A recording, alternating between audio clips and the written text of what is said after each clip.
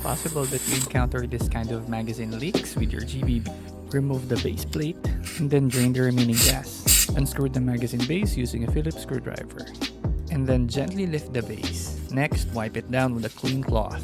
Remove the O-ring and then use a high-grade piston grease. Apply it where the O-ring sits in. Put it back. More grease on the O-ring of the screw and then tighten the screw. Important talaga yung proper maintenance, di ba? Pag hindi, pwedeng mangyari ay